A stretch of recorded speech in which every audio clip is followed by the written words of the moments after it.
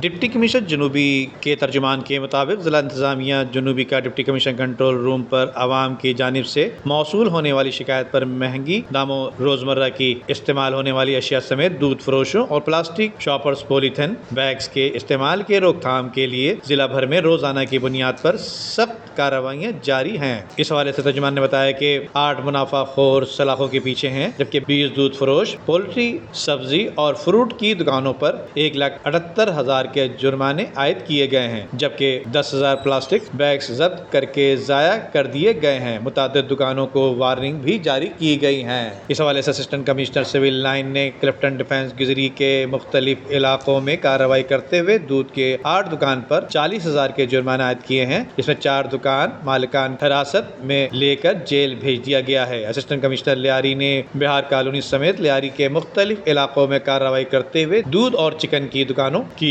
5 دکانوں پر 38,000 کے جرمانے بھی عائد کیے ہیں۔ اس حوالے سے اسسٹنٹ کمشنر صدر نے پرائس چیکنگ کے دوران 8 دودھ کے دکانوں پر 40,000 کے جرمانے عائد کیے۔ اس حوالے سے اسسٹنٹ کمشنر گارڈن کی جانب سے بھی پرائس چیکنگ کے دوران دودھ کی ایک دکان پر 20,000 روپے کا جرمانہ کیا، جبکہ اسسٹنٹ کمشنر آرام باغ نے مہنگی داموں دودھ فروخت کرنے والوں کے خلاف کارروائی کرتے ہوئے 2 ملک شاپ پر 40,000 کے جرمانے بھی عائد کیے، جبکہ 10,000 پلاسٹک بیگز ضبط کر کے ضائع کر دیے گئے ہیں۔ متعدد دکانوں کو وارننگ بھی دی گئی ہے۔ اسسٹنٹ کمشنر ضلع جنوبی کے ترجمان کے مطابق مہنگے داموں دودھ سمیت روزمرہ کی اشیاء فروخت کرنے والے منافع خوروں کے ساتھ سختی سے نپٹا جائے، جبکہ کمشنر کراچی ریٹ لسٹ پر مکمل عمل درآمد کو یقینی بنانے کے لیے کوشش کر رہے ہیں، جبکہ تمام کارروائیاں روزانہ کی بنیاد پر کی جائے۔ Deputy commissioner south captain retired Muhammad Saeed لغاری کی اسسٹنٹ کمشنر کو ہدایت۔ ندیم صدیقی، میٹرو 7 پاکستان۔